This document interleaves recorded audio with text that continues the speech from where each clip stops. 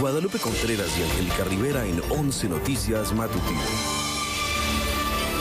Caídas generalizadas en todos los mercados financieros de Estados Unidos ante el temor de una posible recesión en ese país.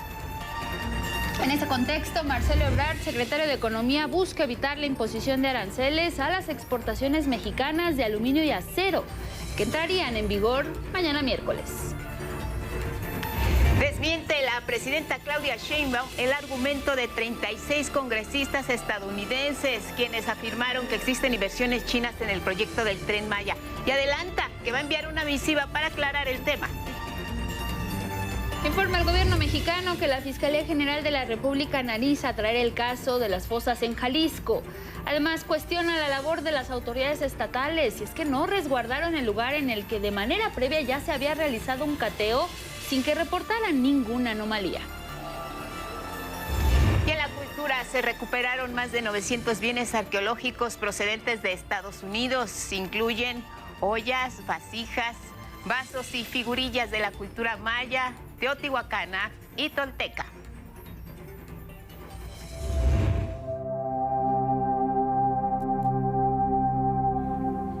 Imágenes que corresponden a la montaña Neosho. Es un lugar donde la naturaleza, la espiritualidad y la brillantez arquitectónica se unen en una armonía impresionante. Además, se le considera una montaña sagrada, un sitio de belleza natural y un profundo significado budista.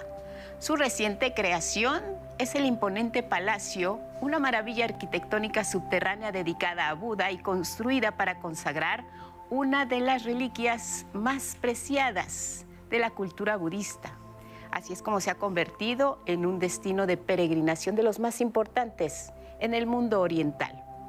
Este lugar, además de ser religioso y un santuario, es digno del resalte arquitectónico, un palacio tallado en cada una de sus piedras y acondicionada con luz.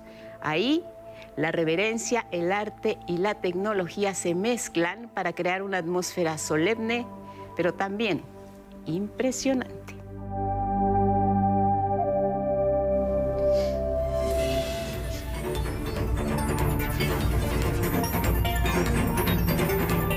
Y con estas imágenes los saludamos en este martes. Buenos días, Elvira Angélica Rivera. Guadalupe, muy buenos días. Así es, martes 11 de marzo. Bienvenidas y bienvenidos.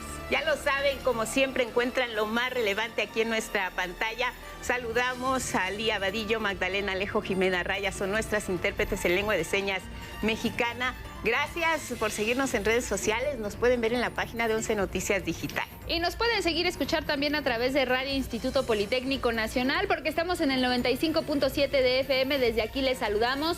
También a quienes nos siguen más allá de nuestras fronteras a través de nuestra señal internacional. Aparece un código QR en la pantalla, lo pueden escanear, les lleva directamente a nuestra página. Y como todos los días, lo invitamos a que nos comparta su opinión, también sus comentarios, y pueden usar el hashtag 11 Noticias. Vámonos directo con los detalles. Surgió el temor de una posible recesión en Estados Unidos por las recientes declaraciones en entrevista con la cadena Fox por parte del presidente Donald Trump. Los mercados para abajo se desplomaron prácticamente y las mayores pérdidas las registraron las empresas tecnológicas de los hombres fuertes que han apoyado desde un inicio a Donald Trump. Vamos con más detalles. La política de incertidumbre económica iniciada por el presidente estadounidense Donald Trump de imponer aranceles a todo el mundo ha ocasionado que los inversionistas del mercado de valores de Estados Unidos hayan perdido la confianza en ese país y que se comience a vislumbrar la posibilidad de una recesión. De hecho, el secretario de Comercio estadounidense, Howard Lutnick, tuvo que salir ante los medios para negar la posibilidad de una recesión. Donald Trump es un triunfador. Él va a ganar por la gente de Estados Unidos. Eso es lo que va a hacer. No habrá recesión en Estados Unidos. Pero los dos principales índices globales que miden la incertidumbre y la volatilidad se ubican en los niveles más altos registrados desde la pandemia, e incluso uno de ellos registra un horizonte de temor mayor al de 2020. Este lunes, el índice Dow Jones cerró en 41.912 unidades con un retroceso de 2.08%. Lo mismo sucede con el indicador tecnológico Nasdaq, que este lunes descendió 3.81% para ubicarse en 19.430.95 puntos, lo que significa una caída de más de 10%. con una relación a las 21.825 unidades que tenía antes de la asunción del actual mandatario estadounidense.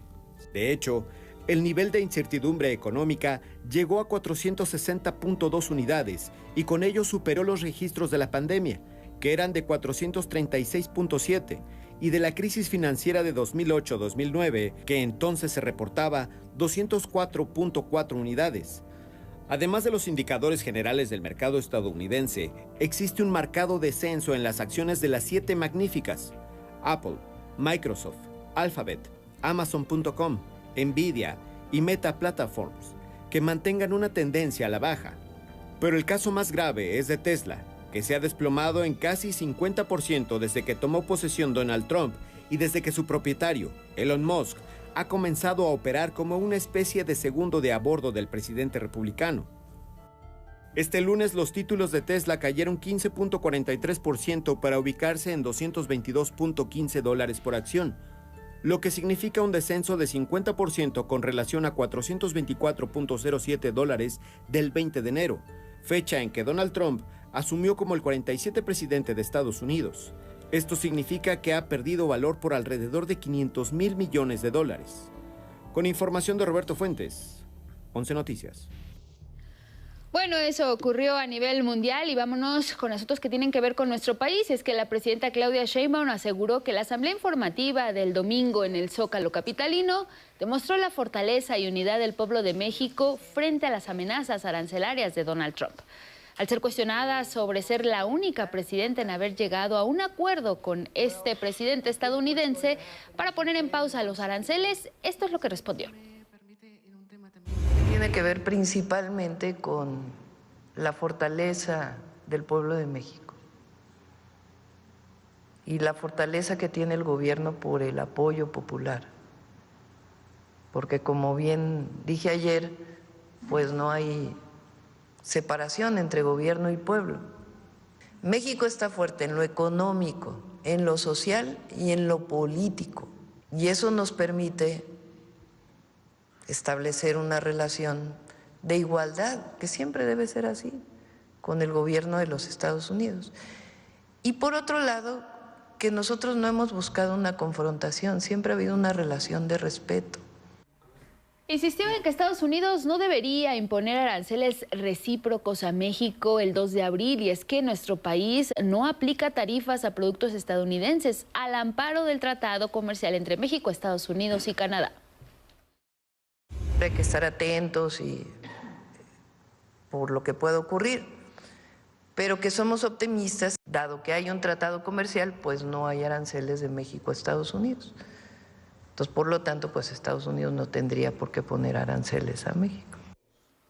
La presidenta Claudia Sheinbaum también hizo un llamado a la oposición y a medios de comunicación para que no tomen fuera de contexto las declaraciones del presidente de Estados Unidos sobre el acuerdo alcanzado entre ambos países. Normalmente la comentocracia pues se carga en contra del gobierno, esa es la verdad. Entonces, que haya otros medios que den un balance, pues ayuda muchísimo. Por lo pronto, y en este contexto de afectación a los mercados financieros, las declaraciones de la presidenta sobre el tema arancelario, quien se mantiene fuerte ante esta situación es el peso mexicano. Está estable, no ha rebasado la línea de las 21 unidades por dólar. Ayer en la jornada cerró en 20.36 y, por cierto, miren, ya el secretario de Economía, Marcelo Ebrard, está en Washington. Importante la reunión que sostendrá el día de hoy con funcionarios de los Estados Unidos. Busca que México sea excluido de los aranceles de acero y aluminio que entrarían en vigor el día de mañana, miércoles 12 de marzo. El argumento de las autoridades mexicanas es que nuestro país en realidad le compra más acero y aluminio a Estados Unidos del que le vende. El equipo negociador que acompaña a Marcelo Ebrard está integrado por el subsecretario de Comercio Exterior, Luis Rosendo Gutiérrez, y Ernesto Acevedo, quien es representante de México en el Banco Mundial. Se trata del tercer viaje que realiza Marcelo Ebrard a la capital de Estados Unidos desde el pasado 20 de enero, fecha en que arrancó el segundo periodo como presidente de Donald Trump. Y bueno, ya le comentábamos hace un momento sobre este lunes negro, esta caída de las bolsas en varias partes del mundo. Y bueno, además de ello, la plataforma X, propiedad de Elon Musk, comenzó a presentar fallas este mismo lunes desde temprano y se fueron intensificando a lo largo del día. El empresario culpó de esas fallas a un supuesto ciberataque en el que está involucrado, según él, un grupo grande de un país que está investigando. Los problemas más reportados entre los usuarios de X fueron la carga de la plataforma desde la página web en un 60%. 26% denunció que la aplicación no funcionaba y el 15% indicó que en su pantalla apareció un mensaje que indicaba error en la conexión con el servidor. Y eso ocurrió a lo largo de todo el día, todo el lunes hubo problemas con esta cuenta de X para los usuarios. Y bueno, vamos a revisar qué es lo que declaró la presidenta Claudia Sheinbaum en torno a la postura de algunos inversionistas en Estados Unidos que están asegurando que en el proyecto del Tren Maya hay capital chino. Son 36 congresistas de Estados Unidos que están en este frente común y han pedido al presidente de los Estados Unidos, Donald Trump, que investigue el tema. Por lo pronto, ya la presidenta aseguró que va a enviar una misiva a esos legisladores y al propio presidente de los Estados Unidos para aclarar esta situación del capital chino en el Tren Maya. Todo lo que se invirtió en el Tren Maya es público, es recurso de las y los mexicanos, que pagaron en impuestos y que se regresó para construir el Tren Maya. Entonces no hay financiamiento chino.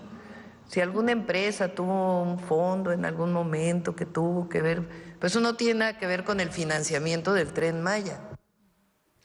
Y miren, en ese sentido es importante señalar que el tema de las supuestas inversiones chinas comenzó con una carta en la que 36 congresistas de Estados Unidos le piden al presidente Donald Trump intervenir sobre el caso de la empresa Vulcan Materials. La presidenta Claudia Sheinbaum explicó que la compañía violó la concesión que le dio el gobierno de México para la extracción de piedra caliza y causó un severo daño ambiental en Quintana Roo. Por ello, a continuación, les compartimos las afectaciones que dejó Vulcan Materials en nuestro país. Es un trabajo especial de mi compañero Luis A. Méndez.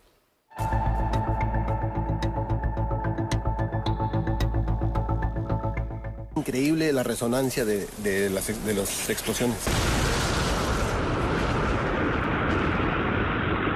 Estos montones, porque desde aquí de la isla de Cozumel, cuando dicen que hay marea baja, se veían los montones de eso blanco, ¿qué es? Pues era calica.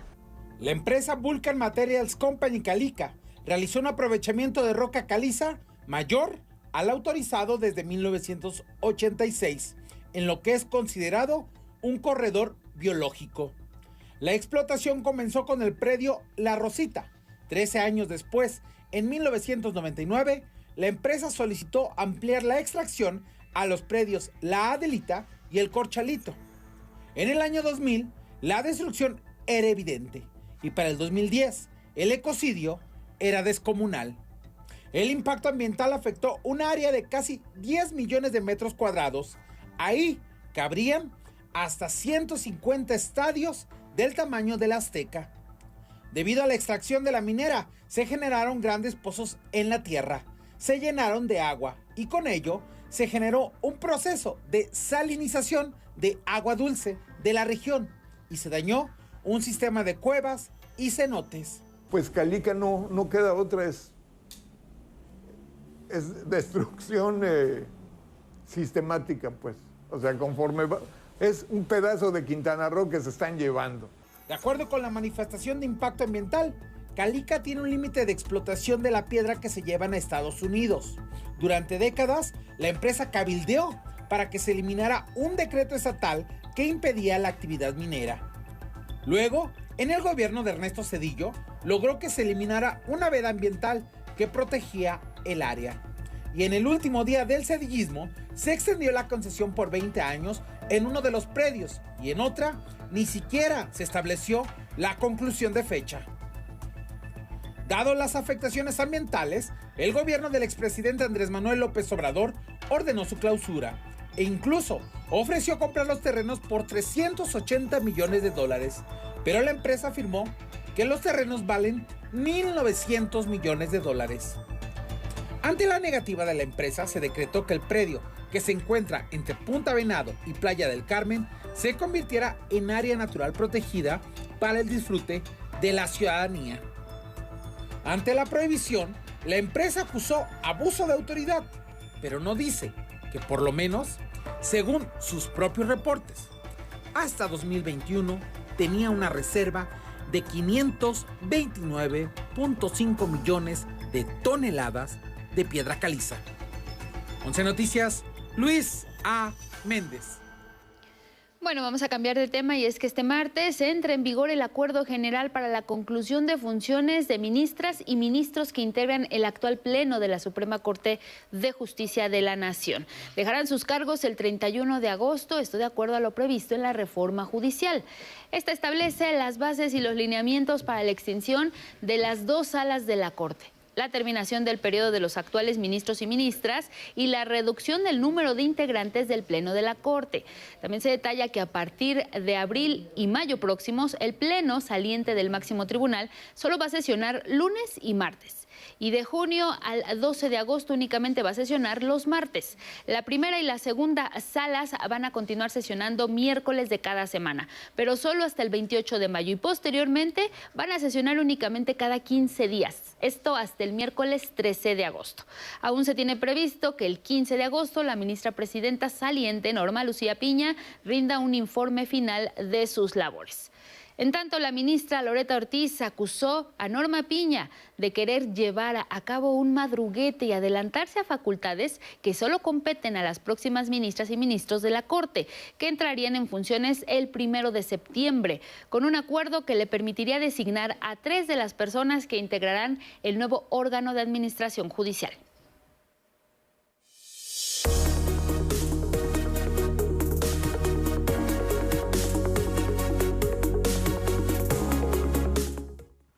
A las 6:23 en la hora del centro, vámonos a revisar nuestro portal y las planas de algunos diarios de circulación nacional. Ya lo sabe que nuestro portal encuentra toda la información precisa, puntual, actualizada.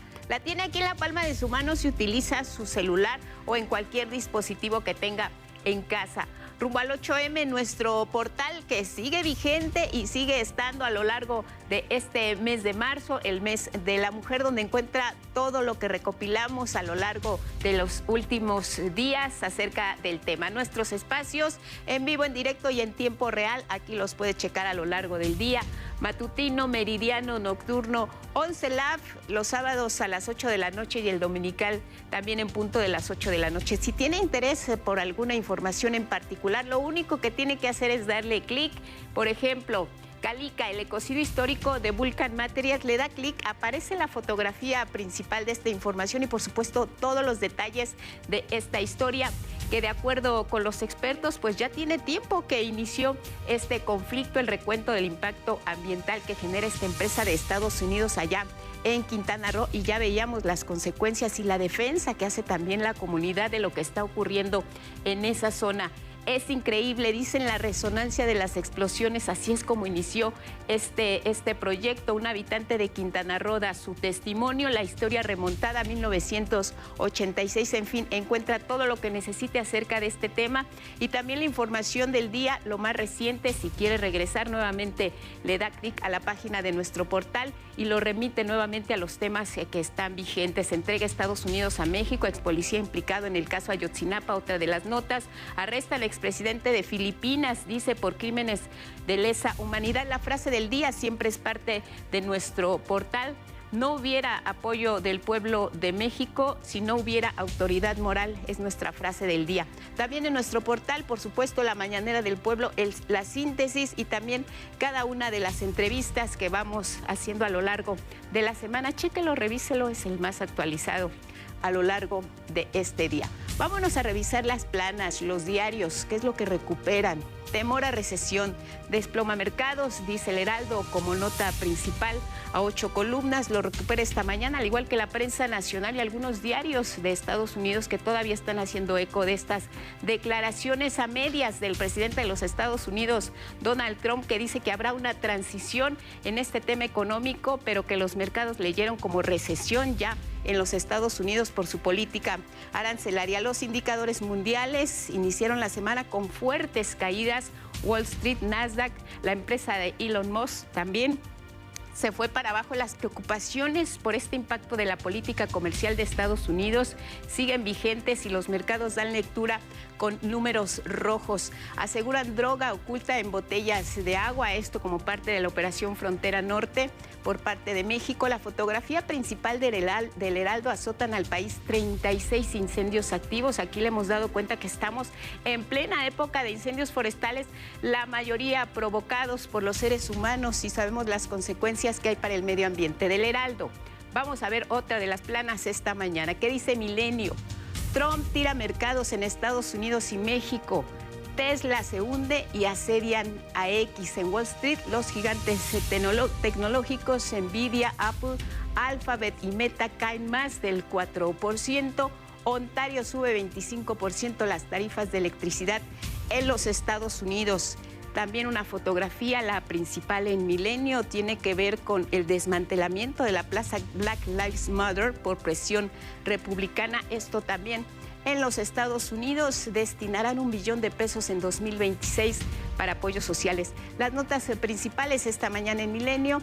Y cerramos nuestra revisión de la prensa con lo que dice en portada El Universal: bandazos de Trump tiran a bolsas por temor a recesión. Esta preocupación insistente por la política comercial y fiscal del presidente de los Estados Unidos, que como vemos ha tenido un eco en los mercados financieros. El Nasdaq con su peor descalabro, dicen los analistas, desde 2022. Sufre X ciberataque y Tesla se desploma. No fue el día para Elon Musk.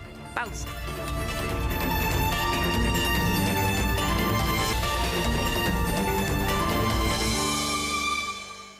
6:30 de la mañana, seguimos en 11 Noticias y vamos con este asunto que tiene que ver con Jalisco, y es que la presidenta Claudia Sheinbaum informó que la Fiscalía General de la República está analizando ya traer el caso del hallazgo de posibles fosas clandestinas en el rancho Izaguirre. Está ubicado en el municipio de Teuchitlán, allá en Jalisco. En la mañanera del pueblo, la mandataria cuestionó la labor de la Fiscalía Estatal por no haber resguardado ese lugar donde previamente ya se había realizado un cateo sin que las autoridades reportaran ninguna fosa. Terrible. La Fiscalía Estatal, ¿por qué después no resguardaron el lugar? Pues hay que hacer una investigación de qué fue lo que pasó. El gobernador, hay que decirlo, también está en esto, está muy en contacto con el secretario de Seguridad y con la Fiscalía General de la República si es necesario atraer el caso. Lo están revisando. Y es que, mire, la semana pasada el colectivo Guerreros Buscadores reportó la localización de indicios en el rancho Izaguirre. De acuerdo con integrantes de este colectivo y con confirmación posterior de la Fiscalía, en ese lugar han sido localizados restos óseos y algunos artículos personales.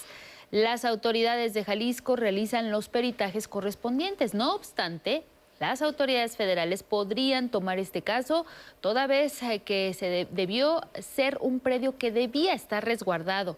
Y es que años atrás ya la Guardia Nacional había realizado un cateo en ese mismo lugar.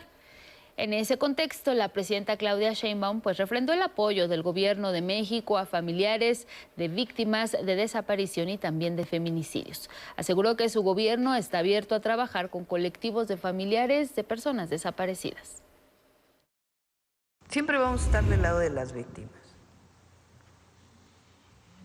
El dolor que puede sentir una madre, un familiar por una persona desaparecida, pues es indescriptible. Siempre vamos a estar del lado de las víctimas. Nuestra apertura para reunirnos con todos los colectivos.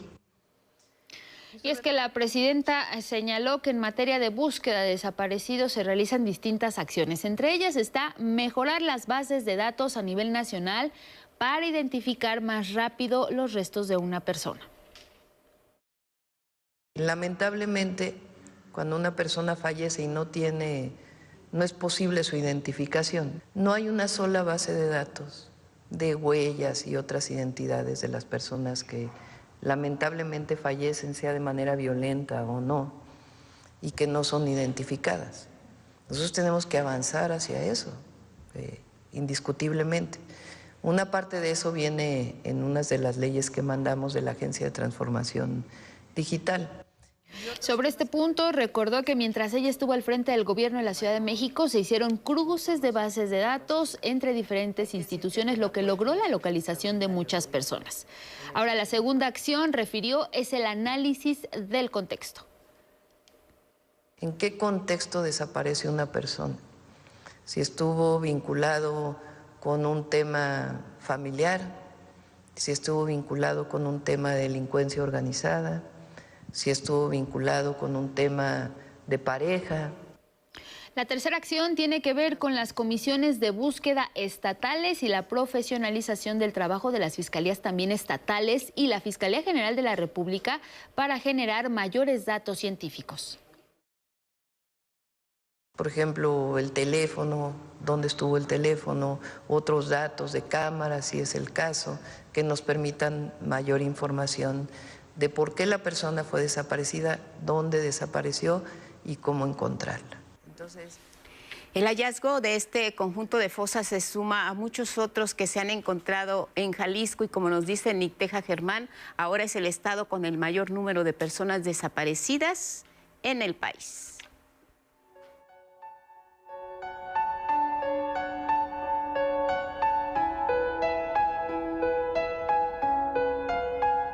Restos óseos, ropa y artículos personales fueron localizados por el colectivo Guerreros Buscadores de Jalisco en aparentes fosas clandestinas en el rancho Izaguirre, en Teuchitlán, un terreno de casi 10,000 metros cuadrados, que de acuerdo con la Fiscalía Estatal fue asegurado en septiembre de 2024, luego de la detención de 10 personas.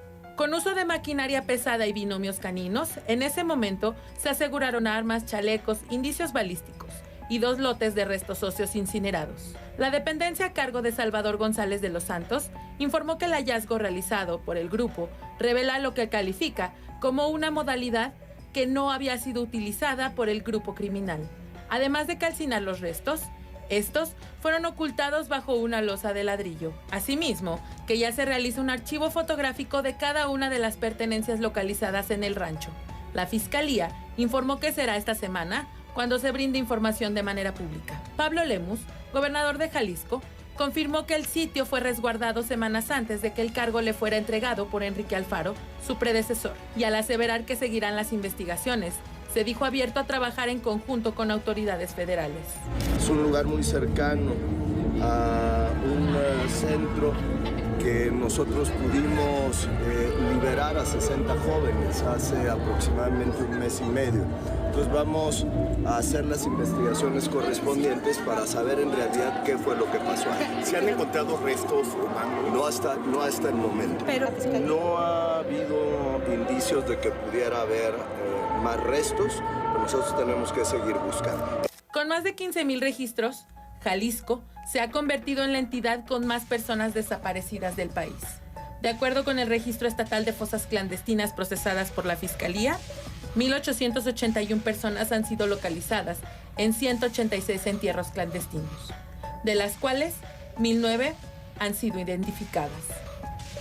Centro de Justicia para la Paz y el Desarrollo, AC-CEPAD, informó que entre diciembre del 2020 y mayo de 2023, el número de hallazgos sin identificar en Jalisco pasó de 6,249 registros a 9,002 casos, enfrentando una crisis forense que se hizo pública en septiembre de 2018 con la circulación de fotografías de un tráiler con más de 150 cuerpos de personas no identificadas en el patio del Instituto Jalisciense de Ciencias Forenses. Y 3 días después, el 18 del mismo mes, se dio a conocer la existencia de un segundo tráiler, mismo que en su interior resguardaba 80 personas sin vida. Tras un peregrinar, los restos fueron sepultados en el Panteón de Coyula, Tonalá, mismos que fueron exhumados en 2022 para ser procesados en el Centro de Identificación Humana del Estado, con el objetivo de encontrar a sus familiares y regresarlos a casa. 11 Noticias, Nicteja Germán. Bueno, vamos a cambiar absolutamente de tema y es que los resultados de la labor del Instituto Politécnico Nacional se ven reflejados en la prosperidad de algunas regiones como la de Papantla y otras más de las zonas de Veracruz, gracias a los científicos del Centro de Innovación e Integración de Tecnologías Avanzadas, por supuesto, del Politécnico. Mi compañera Judith Hernández nos cuenta. El Centro de Innovación e Integración de Tecnologías Avanzadas Unidad Veracruz es una muestra de cómo el Instituto Politécnico Nacional pone la técnica al servicio de la patria. Y en este caso, al servicio de la comunidad de Papantla y de todo Veracruz. A 5 años de su inauguración, al ofrecer soluciones científicas y tecnológicas a diversas empresas de la zona, el CIITA ha tenido un impacto en el desarrollo económico y social de la región. La colaboración de expertos del IPN con los productores y la innovación tecnológica han traído innumerables beneficios en el sector agrícola. Por ejemplo, mediante paquetes tecnológicos y asesorías, se incrementó la producción de vainilla al reducir considerablemente el tiempo de secado. Con la implementación de esta tecnología que nos está ofreciendo el Politécnico, espero que con esta planta piloto logre reducir los tiempos de producción para obtener un mejor secado y aumentar la calidad de mi producto. La verdad es que tenemos más control de las visitas de campo, más control de la floración por diferentes estados, así como aumento de calidad en la producción del fruto. Y lo más importante, otro tema que salió del software en el cual el CIITA también nos ayuda es que hicimos la primera escuela de vainilla. Además, en 5 años, el CIITA Veracruz ha contribuido a consolidar 38 cooperativas gracias a la colaboración con 280 productores de municipios como Papantla, Poza Rica y Tantoyuca, entre otros. El CIITA Veracruz nos abre un parteaguas en la parte de investigación, de tecnología, de desarrollo, de inocuidad, de toda la parte que tiene que ver con el tema citrícola, la naranja, el limón, las mandarinas, las toronjas. Tenemos todas las ventajas competitivas que cualquier país agroindustrial puede tener, pero no hemos sabido precisamente nosotros los productores agropecuarios, la agroindustria, poder establecer esos convenios que a través de la investigación. El centro también brindó capacitación a más de 2,000 productores en materia de inocuidad, cuidado y mejoramiento de la producción. También se llevaron a cabo 67 asesorías a productores, mejorando la siembra en 2,820 hectáreas. Así, el CIITA Veracruz mantiene su compromiso para impulsar el desarrollo del Estado. 11 Noticias, Judith Hernández. Ahora vamos a conocer una solución práctica para enfrentar la escasez de agua en la Ciudad de México. Hablamos de la captación de agua de lluvia que va a servir para su uso en los mercados públicos y también en distintas labores de limpieza y mantenimiento, como nos cuenta Gabriela Jiménez.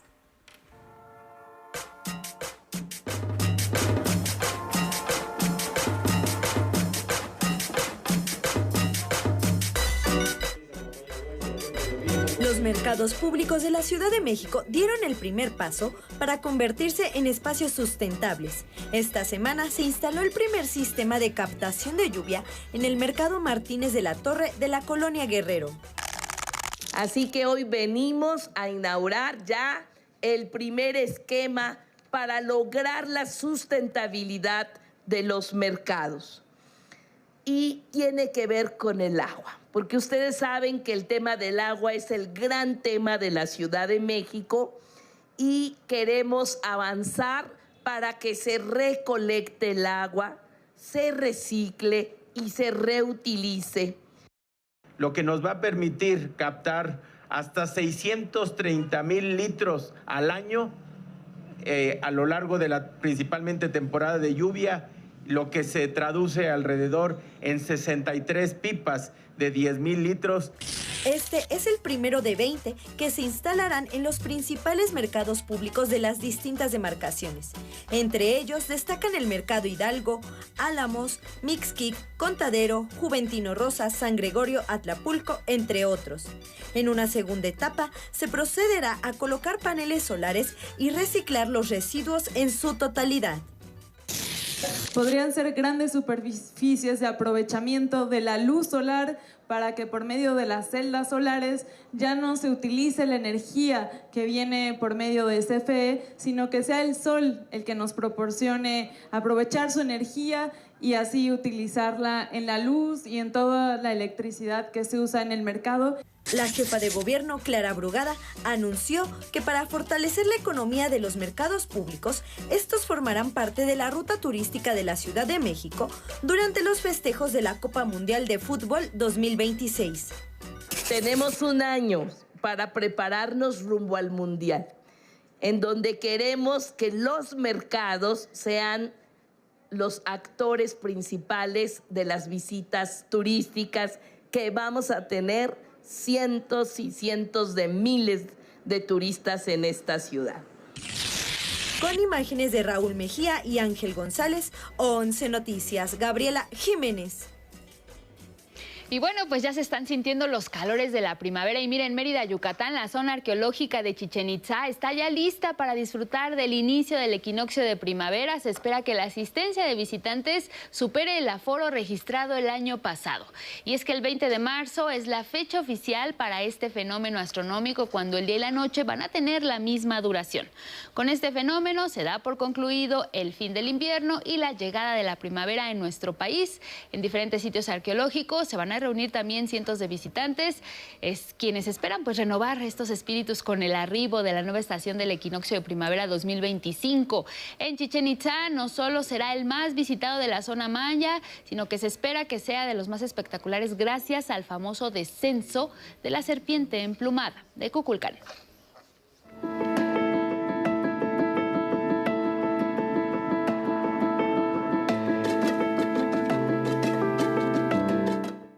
Bueno, pues ya está aquí Ismael Marcelo, que viendo estas imágenes del equinoccio también nos va a compartir. Ismael, buenos días. ¿Dónde también en Veracruz podemos ver este fenómeno? Cuéntale al público. Fenómeno muy bonito, yo lo viví allá en Veracruz, en las pirámides del Tajín, la pirámide de los nichos, una pirámide preciosa, altamente recomendable para también ir a cargarse de energía positiva durante esta primavera, que como bien lo comentaba Angie, se prevé para el día 20 de marzo, en punto de las 3 de la mañana. Sin embargo, pues bueno, por cuestiones de horario, pues verdad, no vamos a estar ahí presentes, pero a lo largo de esa jornada, pues sí podemos ir a cargarnos de energía positiva, como comentábamos. Pues bueno, uno no está de más, ¿va? Bien, muchas gracias. Ok, bueno, vámonos ya al pronóstico del tiempo para este martes. Miren, se acerca el frente frío, ya el número 34, al noroeste de la República Mexicana, y viene acompañado por las corrientes en chorro, tanto polar y subtropical, y originarán chubascos y lluvias fuertes. Se esperan para este día en Baja California, Sonora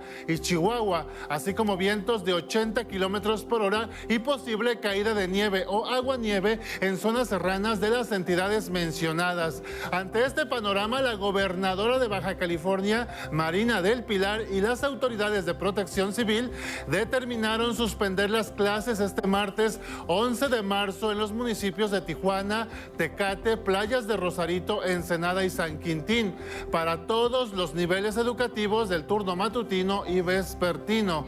Recordemos que esa entidad, Baja California, con lluvias de 20 a 30 milímetros, puede ser susceptible a encharcamientos e inundaciones. Es por eso que las autoridades piden a la población mantenerse atentos a los comunicados oficiales, así como evitar salir de casa si no es necesario, reducir la movilidad en carreteras y protegerse del frío. En el resto del territorio nacional vuelven las altas temperaturas y se pronostican para esta jornada valores de 40 a 45 grados en Coahuila, Nuevo León, Tamaulipas, Jalisco, Michoacán, Guerrero, Oaxaca y Chiapas, y muy especial atención en la región de la Huasteca Potosina, donde incluso el termómetro podría subir por arriba de los 45 grados Celsius. Así que las recomendaciones recomendaciones ya las conoce. Use protector solar, tome agua de forma abundante y evite acciones intensas bajo el sol entre las 11 de la mañana y 5 de la tarde. No te olvides de los animales de compañía, las mascotas. Cambia su agua, cambia el agua de su bebedero frecuentemente y no los rapes, ya que su pelaje los protege del sol e impide que se les deshidrate la piel. Así que por favor hay que cuidar a todas y a todas nuestras mascotas. Ahora sí, vámonos al pronóstico regional. Lluvias y vientos fuertes se esperan para la península de Baja California, en Sonora y también en Chihuahua. El ambiente será fresco en la región. Miren, Tijuana apenas llegará a 14 grados Celsius, Guerrero Negro a 21, La Paz a 27, Hermosillo a 26, Agua Prieta a los 21, Los Mochis y Mazatlán con calorcito 23 y 30 grados respectivamente. También habrá vientos de 80 kilómetros por hora y tolvaneras en Chihuahua y Durango. Ojo, Chihuahua sigue siendo el estado con el mayor número de incendios forestales que reporta la CONAFOR, así que por favor no hagas fogatas ni tires colillas de cigarro en caminos y carreteras. Monterrey se va con 27, Acuña con 30, Ciudad Juárez con 23, Zacatecas 26, Durango con 27. Las altas temperaturas también se resentirán en Nayarit, Jalisco, Colima y Michoacán. El cielo estará parcialmente nublado y no lloverá. Puerto Vallarta se va a los 30, 31 en Tepic, Nayarit, Zamora con 30, Morelia con 28, Lázaro Cárdenas, Michoacán también con 28. Para la región central del país subirán un poco más las temperaturas durante este día por el viento del sur que llegará pues de Guerrero y de Morelos, haciendo que las temperaturas en la Ciudad de México oscilen entre los 27 y 29 grados Celsius, incluso cercano a los 30 en el norte de la capital. Pachuca se va a los 26, Cuetzalan 24, Tlaxcala también con 24, Puebla con 25 grados Celsius, Querétaro con 29, Toluca se va hasta los 23. Ahora sí nos vamos a la región del sureste mexicano, donde esperan algunas lluvias y chubascos con descargas eléctricas, especialmente en la costa de Oaxaca, Guerrero y de Chiapas. Aún así el ambiente será muy caluroso con máximas cercanas a los 40 grados Celsius, especialmente en la región de Tierra Caliente, acá en Guerrero. Veracruz se va a los 25 grados Celsius, Villahermosa 28, Tuxtla Gutiérrez con 23, Acapulco con 29, Zihuatanejo con 28 grados Celsius.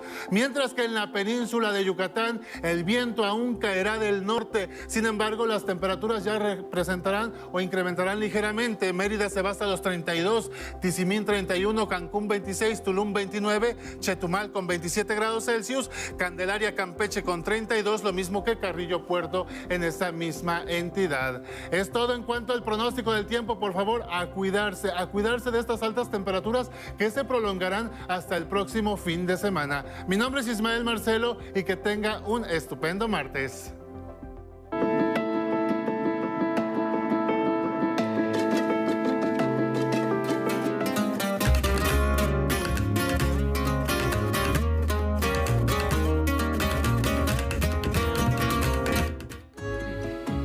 Cultura, Miguel de la Cruz, siempre muy listo y muy variada tu sección hoy, Miguel. Buenos días. Gracias, Angélica. Buenos días a todos. Pues sí, más de 900 bienes arqueológicos procedentes de Estados Unidos de América fueron restituidos por conducto de la Embajada de México en Washington y los consulados en Los Ángeles y Nueva York.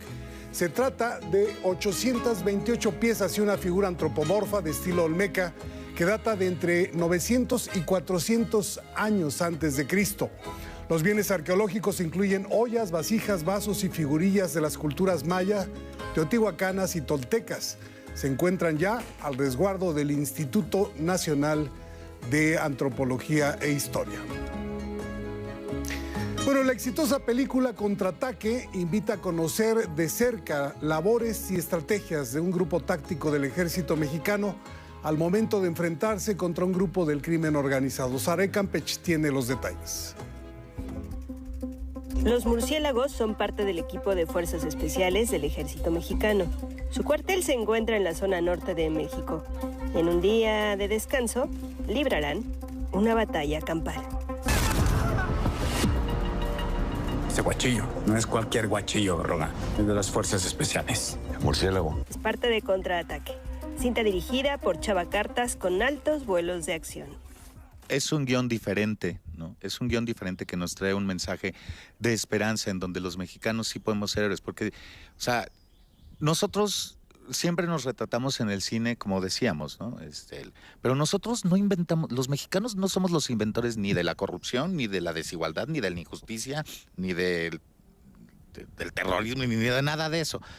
Pero sí nos podemos inventar desde el cine como héroes. Una épica que sobre todo humaniza a quienes deciden portar el uniforme militar. Y esas caras, ¿no? ¿Quiénes son esos chavitos que entran al ejército? Por razones, a veces porque ahí hay una cama y comida segura. Y en el mejor de los casos terminan abrazando, ¿sabes? La misión que es cuidar a mi país. Yo creo que sigue habiendo mucha gente así. Más allá de que sean soldados, son hombres honorables que gracias al género se convierten en héroes, ¿no? Pero creo que rescatar ese valor es necesario para los mexicanos, ¿no? De pronto nos juzgamos mucho y no de la mejor manera. Cinta mexicana que contó con entrenamiento en campo. Contraataque, ya disponible en Netflix. Con imágenes de Christopher Dávila, 11 Noticias, Saray Campeche. Bueno, el equinoccio de primavera es este momento del año en que el sol se alinea sobre el ecuador y los días tienen la misma duración que la noche. Este momento representaba para las culturas prehispánicas el inicio de un nuevo ciclo de siembra y cosecha. Y es precisamente esta energía espiritual con la que busca reconectar el festival Vibra Bonito. Principalmente nos vamos a regir, por ejemplo, en sembrar qué queremos más, y sabiduría, paz, abundancia, salud. En estos ejes, para este año, cada uno de nosotros sabe de alguna manera, pues, qué necesitamos, ¿no? Puntualmente, de qué carecemos. Sin embargo, por el día a día, pocas veces nos detenemos a decir, oye, ¿para dónde voy este 2025? Desde una perspectiva más espiritual. Vibra Bonito será del 21 al 23 de marzo en la Ruta Mágica Teotihuacán, en el Estado de México, y tendrá actividades, entre otras ceremonias, rituales de danza prehispánica, talleres, oferta gastronómica y artesanías. Los boletos se pueden adquirir directamente en el sitio del evento, ubicado en San Martín, o en línea. Vámonos al libro del día. Es La memoria es un animal esquivo, de María del Mar Ramón, editada por Hachette. Este libro en voz de su autor. Y es una novela sobre la memoria y sobre la familia, sobre un artista que a sus 70 años tiene que volver a la casa de donde se fue y la casa donde nació, a reencontrarse con ese lugar, con los restos de su familia y a lidiar un poco con el duelo de la muerte de su hermano. Y más que eso es la historia de cómo un trauma o los vínculos que nos contamos a nosotros mismos son una forma de ficción, ¿no? Y ese encuentro y esa disonancia entre lo que este personaje se ha contado a sí mismo y lo que dicen los otros que también estuvieron ahí, que pasó. Es una novela narrada en primera persona, quien narra es el protagonista. Bueno, y leo con el 11 y avanzamos a la página 108 de la novela Vals para Lobos y Pastor de Ernesto Lumbreras, editado por Era. El X de hoy es de Gerardo y dice: hasta las últimas semanas del otoño la desenterraríamos gramo por gramo. Perdón, estaba dividida la palabra en la pantalla y me fui por la tangente. Pero eso es. Gracias por esta aportación, Gerardo. Hoy se cumplen 481 años del nacimiento del poeta italiano Torquato Tasso. En su honor, el poema del día, Estampa de la Jerusalén liberada, que en alguna parte dice: la ira vence a la razón y al arte, y es el furor quien manda en el combate. No hay golpe vano, pues la espada siempre hiende y parte la malla o la coraza. Quien lo solicite lo comparto por X, @MiguelD, solo la D, L.A. Cruz. Hasta aquí, Cultura. Buenos días. Oye, Miguel, importante esta recomendación que nos haces, que ya viene el equinoccio de primavera. Sí. Y pues siempre es importante cuando uno se carga de energía, pero también adentrarte a nuestras culturas prehispánicas, ¿no? Y esto sí, que mencionaban ahí, acercarte a través de charlas, de talleres, pues cómo vivían precisamente nuestros ancestros estos momentos. Tienes razón, porque luego por inercia todos van a Teotihuacán, sí, o a la pirámide que les queda cerca, sí, así es, y en esencia no conocen lo que lo que es el equinoccio, ¿no? Desde el fenómeno natural hasta los rituales y todo lo que implica. Exactamente, y por ahí pues darse una empapada de cómo vivían nuestros ancestros pues estas fechas. ¿A qué se debe? Así es. Gracias, Miguel. Gracias, nos vemos mañana. Así es. Nos vamos a una pausa y volvemos.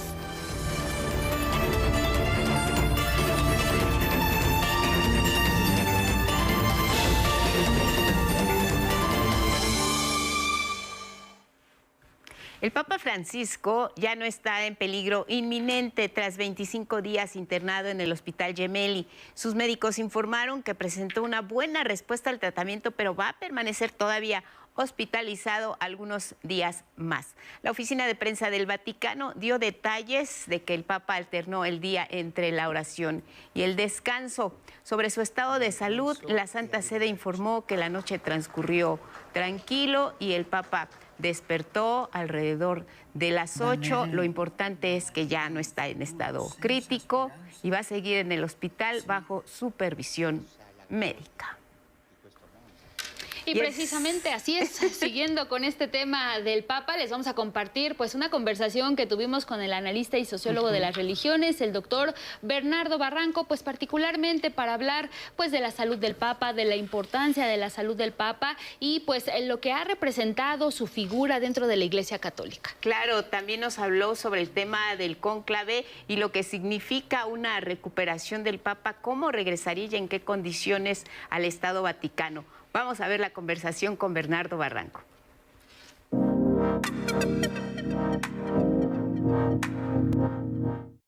Queremos agradecer que nos acompañe aquí en el estudio de 11 Noticias a Bernardo Barranco, sociólogo de las religiones, especialista en el tema del Vaticano. Bernardo, un gusto, gracias. Al contrario, un placer estar acá. Buenos días, Bernardo. Buen día. Gracias. Bernardo, ¿por qué llama tanto la atención la salud del Papa? ¿Por qué llega a ocupar, cuando enferma, el sumo pontífice las primeras planas de los diarios? ¿Por qué es noticia si amaneció bien, si durmió bien, si descansó bien? ¿Por qué esta figura del líder religioso pues es tan llamativa y atrae todos los reflectores? Bueno, pues es el líder de más de 1.400 millones de creyentes en todo el mundo. Es la iglesia como tal más fuerte. Y dos, es una iglesia que está muy imbricada en cuestiones sociopolíticas. Sí. De tal suerte que lo que haga o deje de hacer tiene implicaciones políticas. Y tres, hay una cuestión geopolítica muy importante también, es decir, la postura del Papa frente a los nuevos entornos internacionales. Un ejemplo muy sencillo es la postura del Papa frente al tema de migración. Sí. Pareciera que va a contramano de lo que está pasando hoy en el mundo. Hoy en el mundo más bien gobiernos como la propia Italia, sectores importantes en Francia, el tema de migración que fue central, elecciones de Alemania, en España. Entonces, la postura del pontífice geopolíticamente es muy importante. Entonces, por supuesto que incomoda, ha incomodado. Con Trump trae un pleito casado desde la visita en 2016, ¿no? Cuando dice un cristiano no construye muros. Y ahora, antes de caer en enfermedad, escribió un texto muy duro en donde reprocha al gobierno de Trump las deportaciones masivas. Entonces, estos elementos religiosos, pero también sociopolíticos y geopolíticos, marcan la importancia del rol del pontífice, no solamente en la Iglesia, claro, sino en el mundo entero. Bernardo, parte del legado del Papa Francisco pues, ha sido reformar la Iglesia. Cumplió 10 años de su pontificado en 2023 y se impulsaron nuevas reformas que tienen que ver pues incluso con la curia romana, etcétera. ¿Cómo ha venido precisamente pues a impulsar a que más fieles católicos estén con la Iglesia pues digamos sumándose a lo que el Papa Francisco pues está reformando? Pues sí, el Papa Francisco es un personaje progresista, de avanzada, y ha dado una impronta latinoamericana a su pontificado. Y eso evidentemente que no ha dejado muy contentos, sobre todo a los viejos sectores conservadores que estaban encarnados en la curia, que tenían un conjunto de privilegios. Entonces había muchos conflictos entre las iglesias locales y la curia romana. Cuando es electo Papa Francisco, hubo lo que se llaman asambleas previas al concilio, donde ahí se debatían y tal, ¿no? Y bueno, ahí es donde se planteó que había que reformar la curia. Y el primer mensaje que dio el Papa en la curia, que a fin de año siempre hay una reunión con todos los miembros de la curia, fue durísimo. Y planteó las patologías de la curia que se resumían en un nivel de vida sofisticado, que no era propio de un religioso. 3, soberbia institucional, tenían el dominio y el conocimiento de todo. Claro. Y, por último, autoritarismo. Entonces ya te imaginarás, si el Papa ha sido incómodo para algunos países por sus posturas, claro, fue tremendamente incómodo al interior porque limpió, reformó, reestructuró esta curia romana que durante mucho tiempo pues, tuvo muchos escándalos financieros, de pedofilia, etcétera, etcétera, ¿no? Y ahí mismo, precisamente, pues tiene que ver esto con el mayor acercamiento de los fieles católicos, incluso de aquellos que estaban un poco alejados. Hay una crisis institucional de la Iglesia, hay una caída. En América Latina la caída en estos últimos 10 años ha sido del 30%. Es decir, católicos que se han pasado a otra religión, a otra corriente religiosa. Los escándalos, sobre todo de pedofilia, abuso sexual de los menores, ha sido veneno para la Iglesia. ¿Cómo podemos verlo? Podemos verlo a nivel internacional. Hay menos participación económica en lo que se llama el óbolo. O sea, hay una reducción importante. Hay una reducción de vocaciones.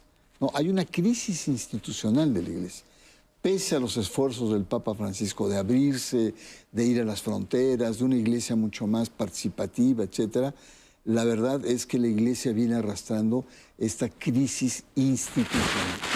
Bernardo Barranco, un papa latinoamericano, ya no europeo, que rompió con esta corriente de ver a Juan Pablo II, de ver llegar a Benedicto XVI, que renuncia y por eso asciende el Papa Francisco. Estos orígenes del Papa atizaron también el fuego, incluso si lo podemos llamar el fuego amigo al interior de la curia romana, para que pues estos detractores no le permitieran avanzar y le pusieran una serie de obstáculos a lo largo de su papado, y que bueno, a pesar de ello, él siempre supo o ha sabido sortear, pero ahí sigue esa oposición. Sigue, lamentablemente, ¿no? Primero cuando llega, le dicen el Papa argentino, pero con un dejo peyorativo, ¿no? Le critican sus homilías. Con consejos caseros no se gobierna la Iglesia, ¿no? Y así, ¿no? Papa del Sur, como diciendo acá los... una postura muy europeísta, eurocéntrica, de mucha soberbia. Frente a eso se tuvo que enfrentar. Y luego sabotajes. Claro. Su encíclica Laudato Si, que creó muchos conflictos, que es ecológica, causó muchos líos, sobre todo con las grandes empresas petroleras y petroquímicas. El lobby petrolero estuvo en contra de esa encíclica desde antes que saliera. La publican antes, es decir, se la sacan antes. Fuego amigo. Fuego amigo. Entonces, por supuesto que había cardenales ahí metidos, ¿no? Hay muchos ejemplos. En el 2015, en el Sínodo sobre la Familia, alrededor de 15 cardenales cuestionan durísimamente al Papa, entre ellos Norberto Rivera, ¿no? Y así, ha tenido varios. El último fue cuando hay una reunión interna, que estaban hablando sobre el tema de los seminarios, etcétera. Al Papa se le soltó una lisura, por decir, por ser suave con el pontífice, ¿no? Y dice, ya basta que en los seminarios haya tanta mariconería. Los medios, bueno, y alguien grabó y lo mete a los medios y se lo comieron al Papa Francisco. No, ha tenido una confrontación interna, pero no solamente interna, externa también. El tema del lobby petrolero con Laudato Si, que es una encíclica ecológica, pero cuando hizo el sínodo sobre la Amazonía, se le fueron encima también, ¿no? Se le fueron encima interna y externamente. Empresas madereras, empresas de extracción, ¿no? Tuvo una fuerte oposición internamente, diciendo es que los sectores tradicionalistas en el Vaticano decían es que están abriendo a cuestiones de tipo no católico, ¿no?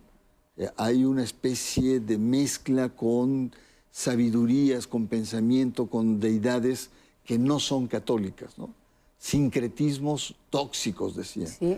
Y entonces al grado que en el centro del Vaticano estaba una deidad amazónica, Machapá o Chamapá, algo así, no recuerdo, perdón. Pues jóvenes en la noche toman esta figura y la echan al río, ¿no? Imagínate nada más. No la ha tenido fácil. Sí, sí. Al grado de desear que terminara antes su pontificado. Escuchó un lobby de sacerdotes españoles y un mexicano, había varios, en donde rezaban para que Dios se llevara al Santo Padre. A ese grado. A ese grado. Y precisamente sobre eso, Bernardo, cuando empieza a enfermar el Papa en semanas recientes, pues empieza a manejarse otra vez este término del cónclave, de cómo va a ser electo el nuevo Papa en caso de que Francisco falleciera, y se empiezan digamos, otra vez a mover estos asuntos. Si nos pudieras explicar un poco cómo funciona el cónclave, pero también para entender a lo mejor las corrientes dentro de la Iglesia, cada quien se propone, ¿cómo funciona este? Sí, mira, son varias preguntas. Una primera es el papel de los medios, que, disculpen que tenga esta expresión, ha sido patético, ¿no? Todo el mundo cree que sabe y dice cosas. Dos ejemplos muy pequeños. Además hay una especie de ansiedad mediática por un desenlace, claro, ¿no? Están todos ahí por la primicia, la nota, ¿no? La notoriedad, están ahí, de todo el mundo. Y hay cosas, por ejemplo, el Papa firmó su renuncia. Uf, ¿no? Como Benedicto dice, y no es que firmara la renuncia, la firmó en 2013 cuando entra. Todos los papas tienen un documento en donde plantean que si ya no tienen capacidad intelectual o están en una agonía larga o tienen impedimentos absolutos, es un documento legal que permite, digamos, hacer un cónclave, ¿no? Que no es el caso. Otras, el Papa recibió la extrema unción. Uy, no, ya un paso más allá, ya lo está desahuciado. No, el Papa recibió la unción de los enfermos, que es un ritual litúrgico en el cual la Iglesia pide, se solidariza con aquellos que tienen sufrimiento. Entonces, los medios han sido realmente muy atropellados frente al tema. Lo otro, y bueno, y también, la película del cónclave ha influido mucho, ¿no? Las intrigas y los pasajes y que los grupos y tal. El cardenal Cohen de Austria le preguntan, bueno, ¿cómo están las grillas internas? ¿No? Díganos, ¿no? Y el cardenal Cohen se ríe de la pregunta y dicen, ustedes no tienen ni idea, pero el cónclave es lo más aburrido del mundo. ¿Por qué? Tienen prohibido hablar, ni siquiera en la comida, ¿no? Ni siquiera en los pasillos, o sea, está prohibido hablar, por eso es que es aburrido. Pero en la película se ve que están ahí grillando y están moviéndose y tal, ¿no? Pero bueno, la película tiene un fin, digamos, de entretenimiento, no es la realidad. Un cónclave, primero se declara la muerte del Papa. Y hay todo un ritual, ¿no? Desde un martillo en la cabeza, un espejo, en fin, hay una serie de cuestiones. Se destruye el anillo, que es sobre todo para... Ya no va a haber ningún tipo de decisiones de Estado, ni falsificaciones, etcétera. Y después, entonces, el camarlengo es el que tiene el papel más importante de convocar a todos los cardenales del mundo, ¿no? Hay 120 cardenales que tienen que estar en el cónclave, ¿no? Y la regla es que los cardenales menores de 80 años son los que tienen derecho a voto y el derecho a ser votados. Los que tienen más edad ya no. Algunos podrían estar como observadores, pero ya no. Por ejemplo, Norberto Rivera ya no. Pero hay 2 cardenales mexicanos que sí podrían hacerlo. Y previos, conforme van llegando, se hacen asambleas en donde se discute el momento de la Iglesia, los proyectos, etcétera, etcétera. Hace rato me preguntaba sobre el tema de los proyectos. Pareciera ser que hay como 2 grandes líneas hoy. Los conservadores quieren recuperar otra vez el poder o los progresistas quieren retenerlo, ¿no? Es decir, dar continuidad. Entonces, hay muchos matices entre uno y otro, pero podemos decir que estamos ante estos dos grandes escenarios. Y bueno, pues lo que sigue entonces ya es la entrada. Hay un protocolo, hay un documento de reglas que son más complejas que las reglas del INE. Es un documento, es mucho decir. Es un documento así, pero se entra en conclave y finalmente tiene que tener lo que podríamos llamar no una mayoría relativa, sino una mayoría, no una mayoría absoluta, sino relativa. Claro. En estos momentos, cuando el Papa atraviesa por un problema de salud, pues es inminente pensar en su pontificado y sobre todo sus legados. El tema de las mujeres en la curia romana, dice el Papa, que vayan entrando, que pasen las mujeres. Pero está esta ala conservadora, que como tú dices, los reformistas y los conservadores. ¿Quién va a ganar? Es realmente una lucha de ver si los legados del Papa Francisco se van a mantener o si llegan los conservadores, que no sabemos todavía cómo puede estar esta situación de la sucesión. Las reformas del Papa Francisco, ahí se quedan, Bernardo, se da marcha atrás. ¿Qué es lo que puede pasar? Hay incertidumbre, ¿no? La salud del Papa lo que ha mostrado o ha planteado es una enorme incertidumbre. Sí, el Papa ha nombrado más de casi el 90% de los actuales cardenales han sido nombrados por él, pero no necesariamente son su línea. Claro. Ha nombrado de chile y de manteca, o sea, ha nombrado cardenales muy conservadores. Se maneja mucho el criterio también geopolítico. Es decir, por ejemplo, los africanos dicen, Europa está hecho trizas en materia religiosa. Nadie ya cree, los jóvenes están en otra... En América Latina se está reduciendo y están viviendo una crisis. África es el continente... Dennos chance, dennos oportunidad. Ay, pero los candidatos africanos, la mayoría son tremendamente conservadores. Claro. Entonces, no es la mejor vía. Entonces, hay una lucha importante que hay que estar muy, muy atentos. ¿Dónde va a llegar? No sé, la verdad no sé. Pero los escenarios no son inciertos más bien, ¿no? Claro. Supongamos que el Papa la libre y salga de esta, va a quedar muy debilitado. Y como muchos otros, que podrían ser Juan XXIII, podría ser Pablo VI, otros que tuvieron una enfermedad muy larga, ya no tenían el mismo Juan Pablo II, ya no tenía el control, de la Iglesia. Entonces, si va a seguir el progresismo o no, entra en esta franja de incertidumbres. Yo espero que prime el progresismo de la Iglesia a contracorriente de lo que está pasando en el mundo y en Europa. Que la ultraderecha y la ultraderecha religiosa está ganando terreno. Claro. Yo espero, y voy a hacer mis plegarias, aunque no sé si creo o no crea, para que haya una continuidad en el pontificado de Francisco. Bien. Bernardo, te queremos agradecer mucho. Al contrario. Gracias por la conversación. Gracias, seguimos en comunicación permanente. Gracias a Bernardo Barranco y continuamos con más.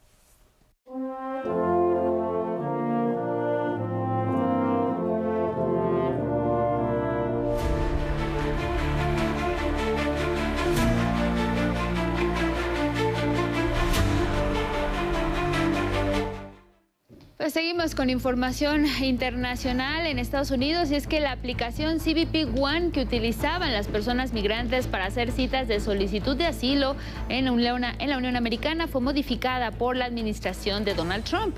Ahora se llama CBP Home y se rediseñó para que esas personas se regresen a sus países de origen, y se les promete que una vez ahí podrán solicitar una visa para migrar a Estados Unidos. Al anunciarla, la secretaria de Seguridad Nacional, Kristi Noem, amenazó a quienes resistan a usar la nueva aplicación en línea. Si no lo hacen, los encontraremos, los deportaremos y nunca regresarán. Es lo que escribió a través de sus redes sociales la funcionaria. También en la Unión Americana, un tribunal federal de Nueva York frenó temporalmente la deportación del estudiante palestino Mahmoud Khalid, arrestado el sábado y enviado a un centro de reclusión en Luisiana, a pesar de que cuenta con tarjeta verde de residente. Es el primer intento de deportación que se conoce de manera pública contra estudiantes que participaron en las protestas pro-palestinas en los campus universitarios en abril del año pasado, demandando cese el fuego en la Franja de Gaza. En Nueva York se realizó una manifestación para exigir la libertad del joven palestino. Un residente permanente que vive aquí en nuestra ciudad fue secuestrado por ICE.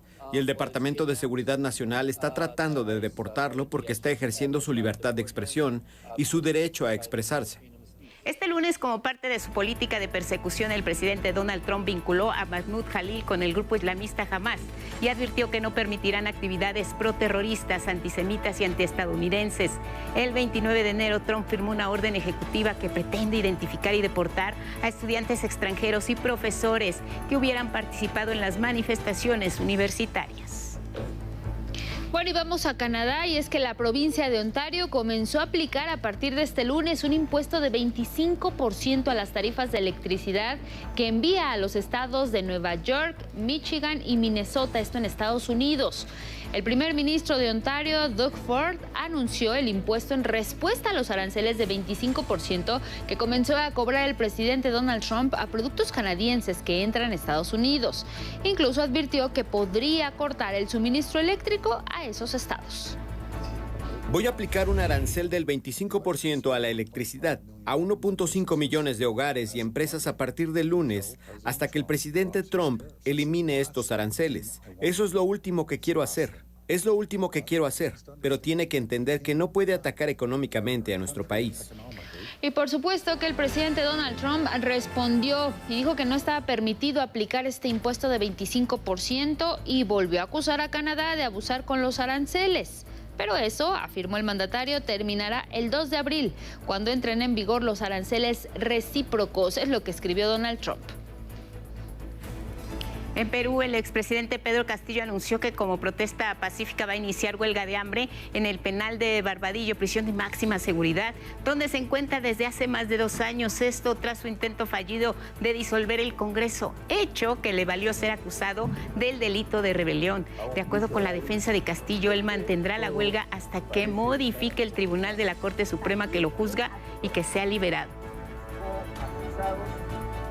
Miren, información de Filipinas. Este martes fue detenido Rodrigo Duterte, el expresidente filipino, en el aeropuerto internacional Ninoy Aquino en Manila, a su llegada a Hong Kong.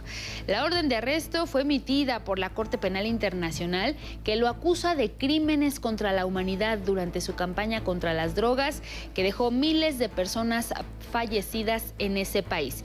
Y es que hay que mencionar que la vicepresidenta e hija de Rodrigo, Sara Duterte, denunció a través de un comunicado que su padre será trasladado por la fuerza a La Haya, y agregó que no es justicia sino opresión y persecución, así como que este acto demuestra que el gobierno estaba dispuesto a abandonar a su ciudadano y traicionar la soberanía y dignidad nacional, es lo que anunció su hija de este expresidente de Filipinas. En Groenlandia, este martes, la isla celebra elecciones locales en medio de la tensión mundial desencadenada tras el anuncio del presidente Donald Trump de tomar el control de la región y la aspiración a su independencia de Dinamarca, su principal soporte económico. Aunque Groenlandia gestiona sus asuntos de manera interna, Dinamarca supervisa la política exterior y de defensa. Muchos locatarios apoyan la idea de la independencia y así unirse a los Estados Unidos, pero aseguran no es una alternativa popular.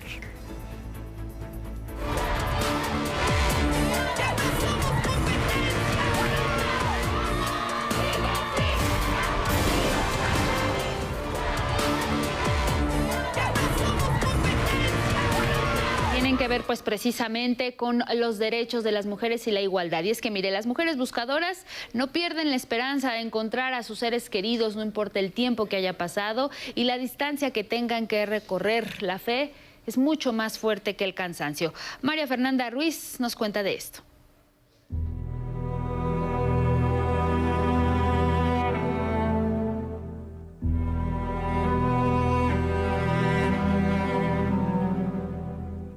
Yo busco a mi hija Laura Eras Hernández. Desaparece el 5 de enero del 2016 en San Mateo Atenco. Ahí se desaparece. Iba rumbo a su trabajo y desde ahí ya no se supo nada. Ya llevo 9 años buscándola entre Montes y Matorrales. Y busco a mi hijo. Su nombre es José Armando Mancilla García. Él desaparece el 23 de junio del 2023. Yo estoy buscando a mi hija María Fernanda Rodríguez Cepeda y a mi yerno Daniel Arturo Chávez Valdés. A mi sobrina Nistel Saraí Sámano Leonardo, 16 años, el 12 de enero, como a las 2:30 de la tarde. Ella la mandaron a traer tortillas, ya nunca regresó. Cuando ella atraviesa para agarrar la siguiente avenida, de ahí se la tragó la tierra. Yo busco a mi hijo Genaro Hernández Romero. Él desapareció el 15 de septiembre del 2023. Pues hasta el momento no sabemos nada de mi hijo. Con frío o bajo el sol, ellas buscan. La primera jornada de búsqueda metropolitana Jalatlaco-Ajusco reunió a madres del Estado de México, Ciudad de México y otras entidades como Coahuila. Algunas han encontrado a sus hijos, pero apoyan a sus compañeras. El estar yo aquí ayudándolas a ellas y apoyándolas a ellas, pues eso hace que mi dolor sea un poquito más llevadero. Me asumo a ellos para tener más fuerza y encontrarles a todos. Por 7 días se internaron en la zona boscosa. No nos importan los riesgos. Nos quitan hasta el miedo. Porque aquí dicen que hay muchos cuerpos. La cuestión es buscarlos. Estos lados han sido puntos donde han venido a tirar. Es un buen inicio que empecemos del lado del Estado de México, ya que no se han hecho búsquedas de este lado de esta magnitud. Encontrar las impulsa. Algunas no tenemos la salud completa. Algunas abandonamos en la casa, en mi caso a mis nietas, al cuidado de otros familiares. Algunos están con miedo de pedir permiso porque están en riesgo de perderlo. Algunos pues tienen negocios. Dejamos todo con la esperanza de que pues, encuentremos algo. En esta ocasión, el trabajo rindió frutos. Como saben, hubo 4 positivos, uno en Santiago Tilapa, los otros 3 en el lado de Jalatlaco. Esperemos genética para saber si los pertenecen a una misma persona o encontramos a 2 personas en un mismo predio. En esta búsqueda, a ellas las acompañaron autoridades mexiquenses. Son madres, tías, primas, hijas. Son mujeres buscadoras. Sus exigencias pasan por la justicia y por simple coordinación entre las autoridades. Que ninguna delimitación administrativa frene la colaboración metropolitana que les ayude en la búsqueda. No nos pueden dejar. Entonces, sí les pedimos, por favor, que no nos dejen, porque nosotros necesitamos de su ayuda. 11 Noticias, María Fernanda Ruiz. Tenemos más información en 11 Noticias desde Palacio Nacional. Regresamos al estudio de 11 Noticias únicamente para agradecerle que nos haya acompañado a través de redes sociales. Hoy saludamos hasta Huixquilucan en el Estado de México y también hasta Fortín en Veracruz. Gracias por seguirnos y también a quienes lo hicieron a través de Radio IPN. Guadalupe, nos vamos. Buenos días. Nos vamos, Elvira Angélica Rivera. Gracias en casa, como siempre, por su atención y compañía. Sigan en la señal del 11. Hasta mañana.